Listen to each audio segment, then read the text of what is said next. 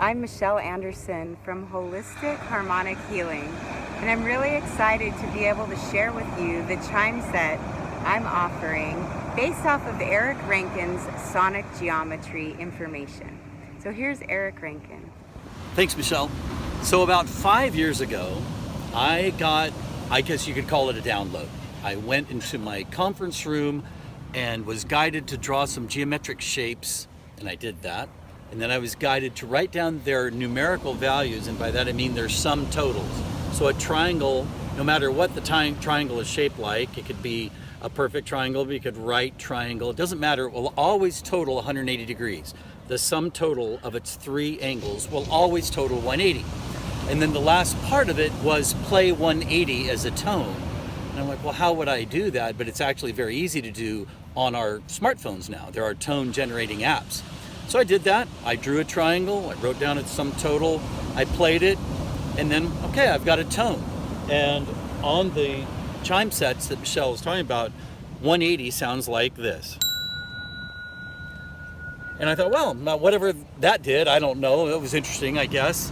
And this guidance, whatever it was, said, no, you keep going, and the next shape would be a square or a circle, and a square sum total. So now you have 490 degrees. So 90 plus 90 plus 90 plus 90 is 360.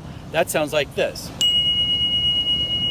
And I play music in a band. I never took music theory, but I know what an octave is, and this is an octave. When you double the frequency, or half the frequency, that's an octave. And I'm like, well, that's interesting. I mean, it seems elemental that would happen mathematically. Then this guidance system came in and said, now do all the other geometric shapes. So the next one would be a pentagon, and a pentagon's total happens to sound like this. And that's a perfect fifth. In music, that's called a perfect fifth. So I'm like, wow, geometry is revealing some musical elements, some ratios. And then a hexagon is another octave of that. And then a septagon, 7 sides. No matter what it's shaped, it can be oblong or crushed or expanded, will be this tone. And that happens to be a third. And when you play all of them, you get what's called a major chord in music. And a major chord is the most beautiful form. It's a triad, 3 tones of music there is. It's what we call going home in music. You want to hear the major chord. It's almost like human ears and brains were programmed. When you hear a major chord in a movie, it's when everything's going right. It's the king and queen are arriving, or the couple's falling in love, or everything is going well. A minor chord, just shift one chord, one note slightly, and it's a minor chord, and then it's like danger and something's wrong. So I thought it was fascinating, the geometry, because I never took physics. I failed in geometry in high school, but I know that there's this thinking that the universe is geometric in nature. There's Rene Descartes said that God must be the great geometer, and now physicists are saying no, the entire universe is geometric. Well, if that's true, and geometry reveals harmonics, then not only is the universe geometric, the universe is functioning in literal harmony with itself. So we hear these tones, it's almost like we're getting to hear the sound of the structure of the matrix of the universe. And I thought, well, that's fascinating. I will go online and learn all about this because it seems sort of elemental.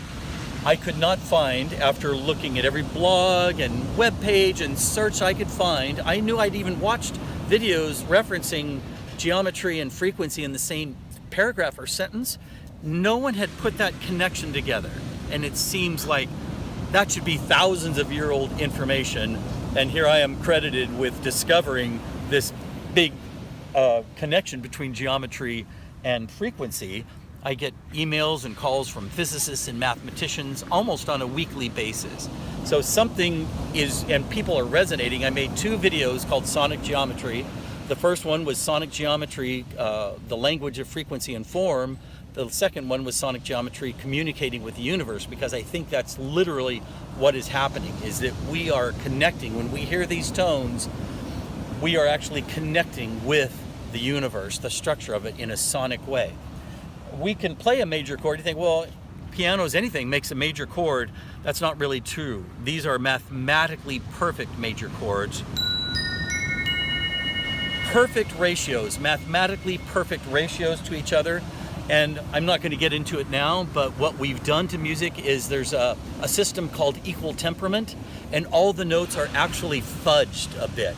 They're a little high, a little low, and so instead of hearing geometric totals that would be whole, 360, 720, 540, 1080, they would all have these fractionalized. Instead of 720 on a musical scale, it's 741.396 or weird things. So they sound good enough to our ears, but the way the universe works, the way mathematics works, the way geometric forms are built, it is perfect mathematics. So that's what these are, mathematically perfect tone sets. If you've never heard this or seen my videos, you are hearing mathematically perfect major chord harmonics for the first time in your life. And that's what these tone sets are. So I did the first video and I thought, well, I'm kind of done making this amazing connection between geometry and frequency. But afterwards, I was connected to a bunch of people. And one of them, Nicola Tesla, from South Africa, who does lots of lectures around the world talking about ancient technologies, he introduced me to what's called the Sumerian Kings List. Sumeria is the birthplace of what we would call modern civilization. The inventions that we use today were created there. The math that we use for geometry, calculus, algebra was created there in Sumeria. And the first written language was created there, cuneiform in Sumeria. And it happens to be that the Sumerians themselves said they got all this information gifted to them from sky visitors. Now, we can take that or leave that, but that's what they said happened. But in this thing called the Sumerian Kings List, they were referencing a bunch of kings that lived in the area for tens of thousands of years each. And the first king happened to live for 28,800 years. The second king lived for 36,000 years. And the third king lived for 43,200 years, all before a great flood. Well, if you take off all those zeros and just see the number sequence itself, you get 288, 360, and 432. And I wouldn't call it just by chance, I would call it a cosmic coincidence. It builds another numerically perfect major chord, but in a different key. Well, this one is an F sharp, this one is a D, and it sounds like this.